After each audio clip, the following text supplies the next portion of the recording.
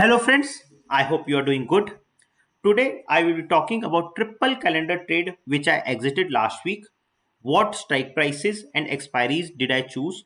Also there's FOMC meeting coming up. So how these triple calendar trade perform near these events? Should you enter or not enter during these events and what things you should take care when these events are there? So we will discuss everything about event based triple calendar in this video. Those who are new to my channel, let me give you a little introduction. I trade triple calendar spread almost every week for consistent weekly income. As you guys can see, my 2025 profit summary, I'm making some 10% return for most of the trade.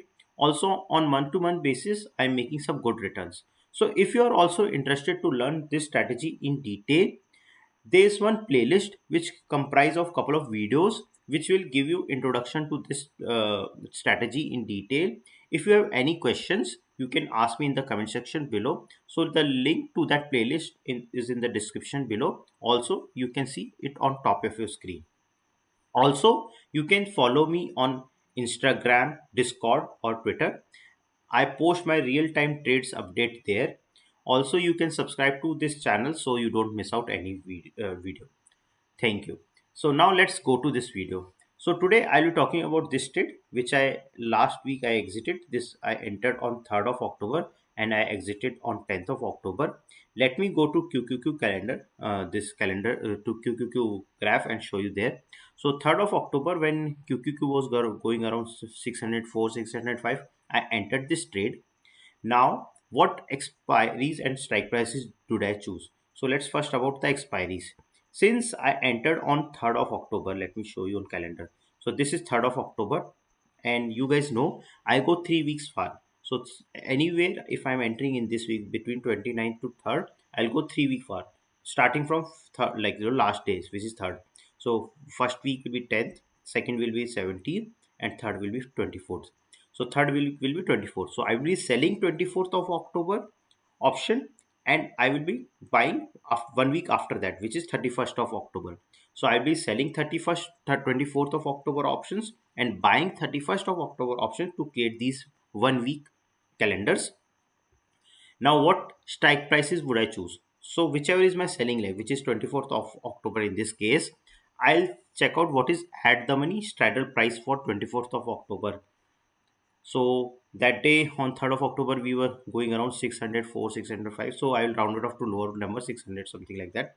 And I will check what is the at the money straddle price for 24th of October, which is at the money call and at the money put, add them together. And it came down to some 20 points. Okay.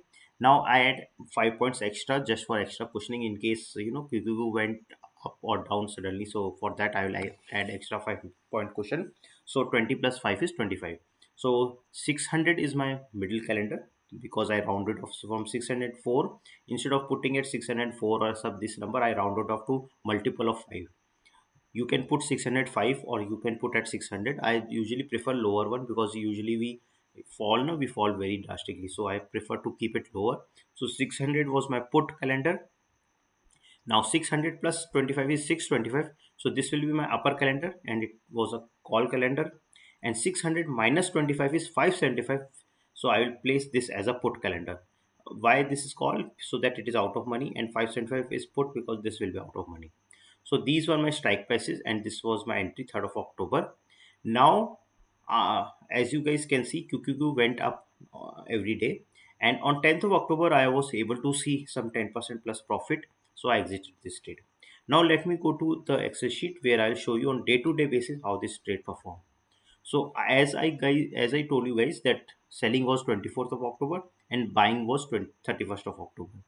These were the strike prices. So on 3rd of October, the price of 575 put calendar was 150, 600 put calendar was 2.17, and 625 call calendar was at 1.68.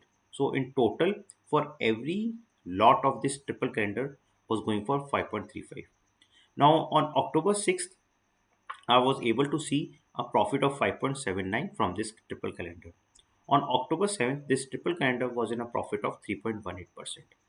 You guys can see on day on day-to-day basis performance of each particular calendar. So let's say this one was on October 8th, the total triple calendar was in a profit of 7.29%. The 575 was in a loss, but 625 was in a profit. So overall we were in profit, and the middle calendar was almost negligible profit. Okay. Now on October 9th, this triple calendar together was in a profit of 8.79%.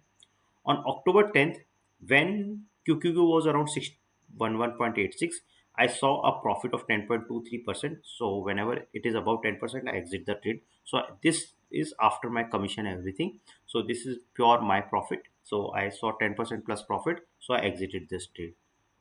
And as you guys remember, on 10th of October, the QQQ suddenly fell, like whole stock market crashed suddenly. This was after I exited this trade, and after the close, like on the closing of this, uh, the price of this triple calendar saw a loss of 6.73%. So some might say that I was lucky to see 10% plus profit, so I exited. Let's say if it was below 10%, I would not have exited, and I would lost all the profit, and I would have been in a loss. So that part is true that I would be in a loss, but the good thing is the QQQ is closed at 589, and my trading zone is 575 to 625. So we are still within our trading zone.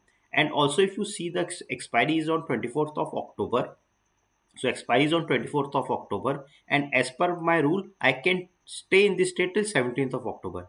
You guys know I don't stay in the last week, so I can stay in this state till 17th of October, which is the full week. So I have full week to be in this trade, and the QQQ is within my trading zone.